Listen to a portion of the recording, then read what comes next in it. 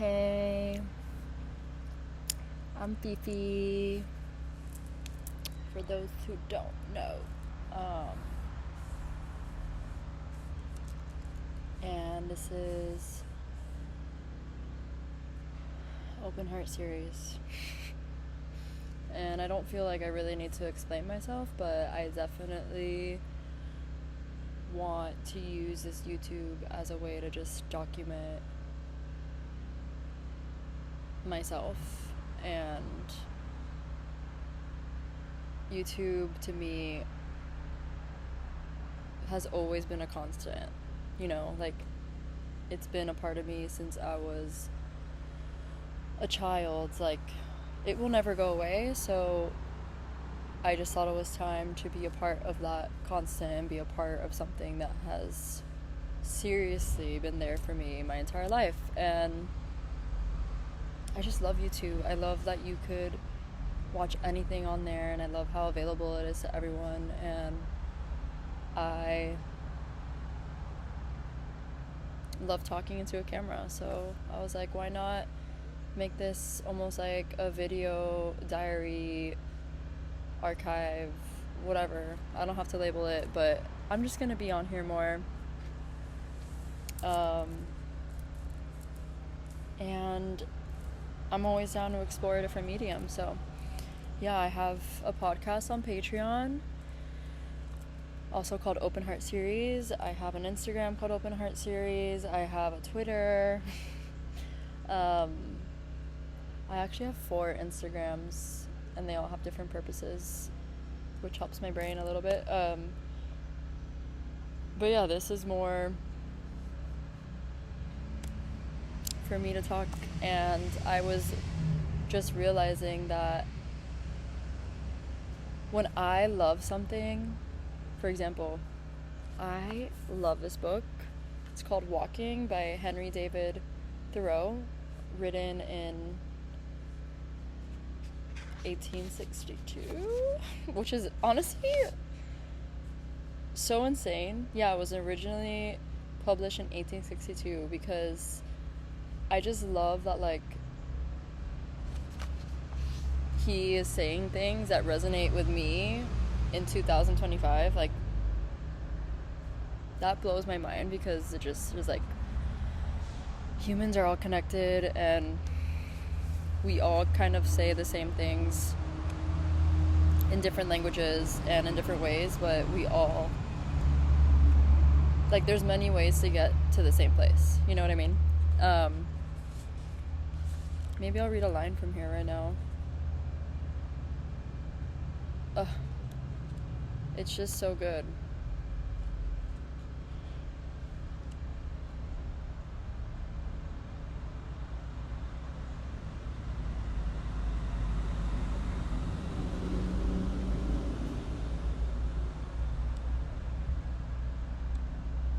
Sorry. Actually, I'm not sorry.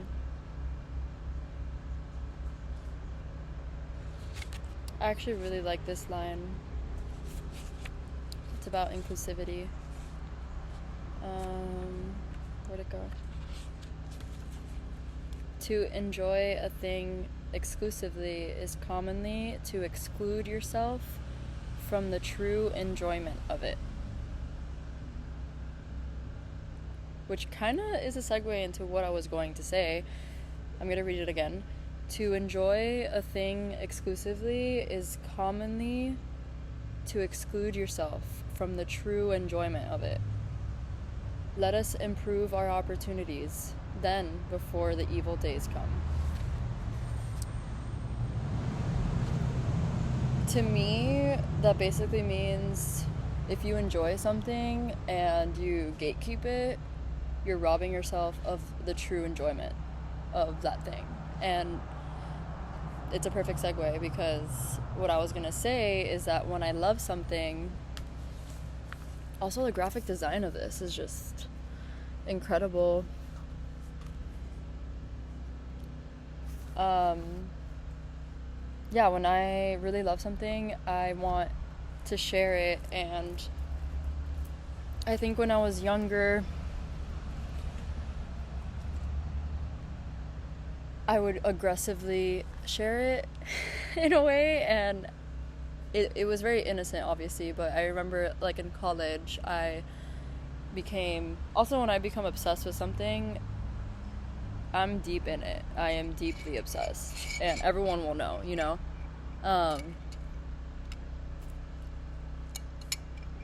In college, I didn't find him, but you know what I mean? Like, I discovered Dominic Fike's first EP, which is called Don't Forget About Me Demos. And when I came across that, it was like finding treasure on a barren land. Like, it was seriously such a big part. It was such a big moment for me.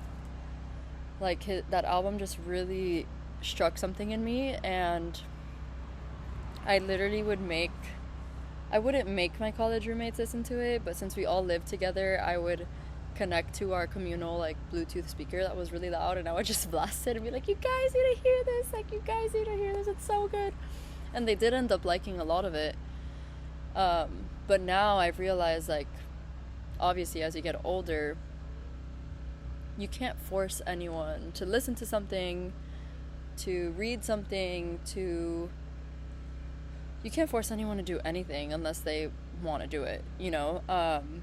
Which is why I like the idea of sharing on YouTube, because it's a way for me to share the things I love, and whoever comes across it, and if they like it, they like it, if they don't, they don't. But it's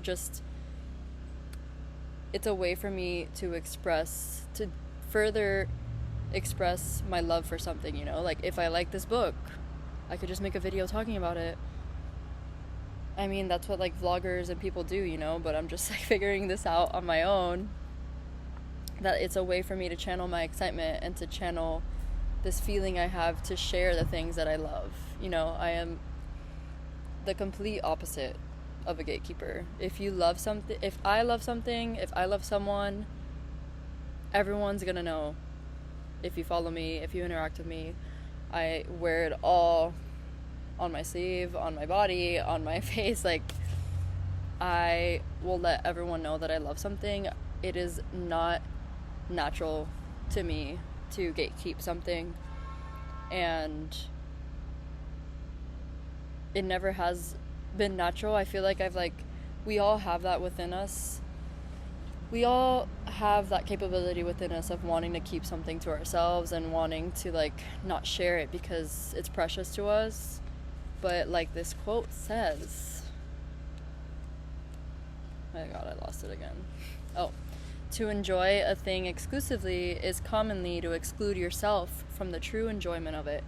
I have always found when I share things, it just is so much more rewarding than keeping it to myself. Of course, there's certain things I keep to myself, and everyone has things they keep to themselves. Like, I do think sometimes it's better to keep things a mystery and better to have some secrets for yourself. But when it comes to just things that I really love and that set my heart on fire and just make me literally feel like a bottle that's been shaken up and needs to explode, like, to me, it's always more worth it to share about it instead of keeping quiet. So yeah, that's why I want to be on YouTube, to just channel that excitement for sharing that I have. And yeah, I guess this is like my intro-ish video, and I'm sitting outside my backyard. There's a lot of noise, but I just like this vibe of the the MacBook photo booth thing, because I don't think it has to be that crazy for me. I'm not someone that needs to go all crazy with how I'm videotaping, how I'm recording. I do have a microphone. Maybe I'll like record myself on my phone or buy a microphone for my Mac, but I genuinely, when I listen to someone and watch something, I like when it feels really natural. So to me, this is natural, just recording myself on my laptop in my backyard with all the mundane sounds. Like, I hear the cars driving by, I hear lizards scurrying, I hear a leaf blower, it sounds like a tree just fell. Like, this is me. This is real, this is me. So I don't want to take that aspect out. And I just wanted to share that. I also wanted to share something a yoga teacher said in a class that I took. I haven't taken yoga in so long. Maybe like, honestly, it might be a year. I did like a class that my friend hosted that was free, but at a studio, I haven't taken yoga in forever. I've really loved Pilates lately, and I have a job where I'm constantly on my feet, so working out sometimes just doesn't feel right now.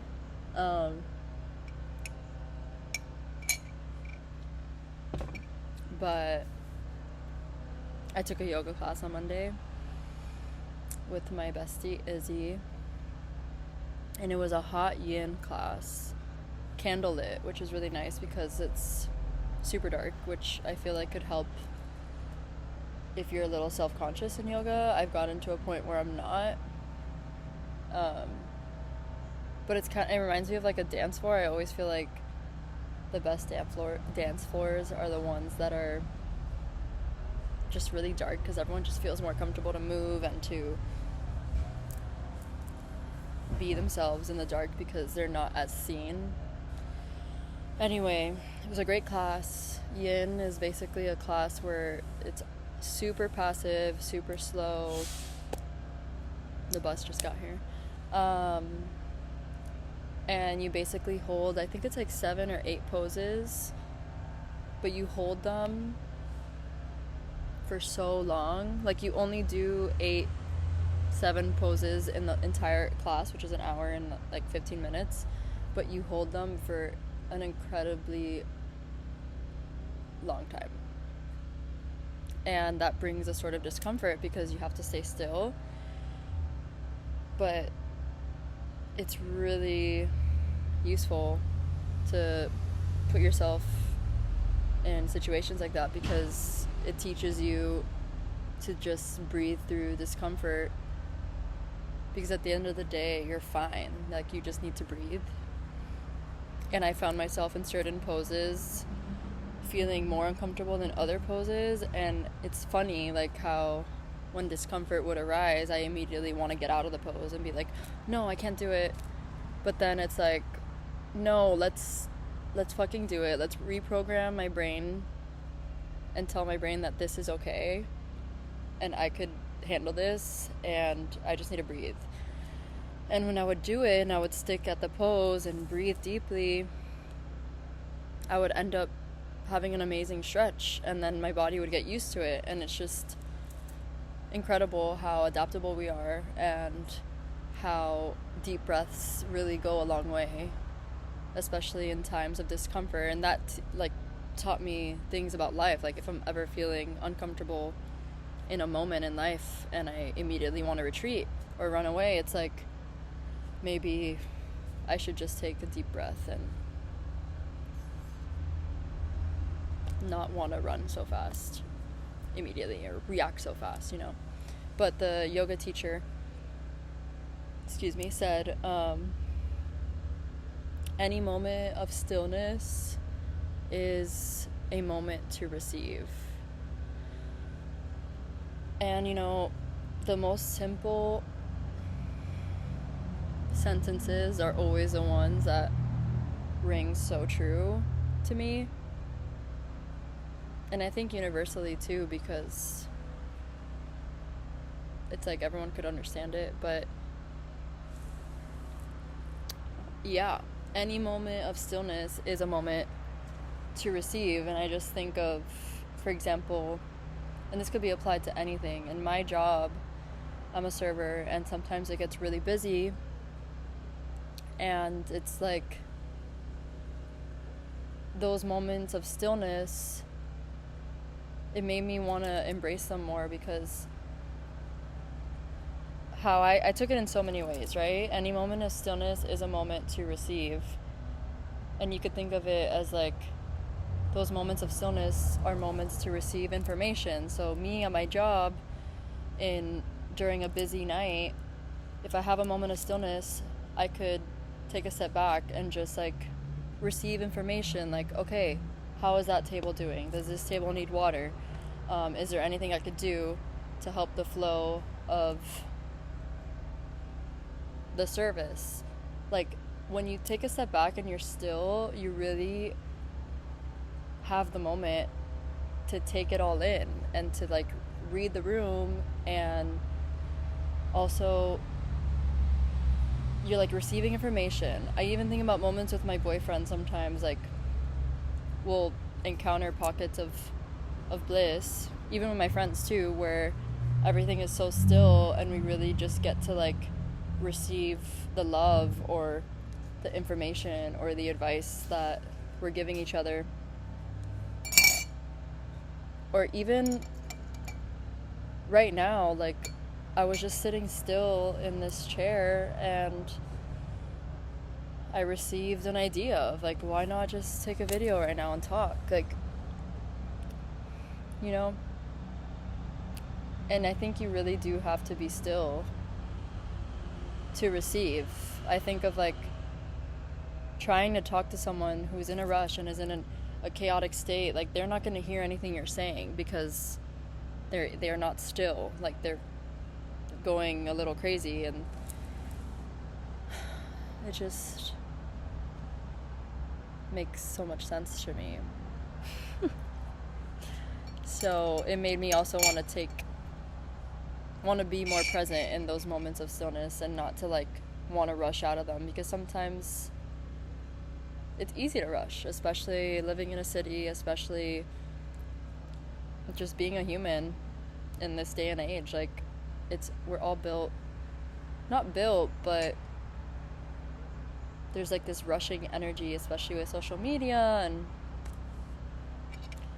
yeah, so any moment of stillness is a moment to receive, and that is my ending note. I hope you embrace all the moments of stillness that you have, and if you don't have any, that's fine too, because they will come, you know, everything's temporary. And yeah, my first real vlog. I don't know what this is, but thank you for watching this far, and I hope you stick around, and if you don't, that's fine too. Sending love and stillness.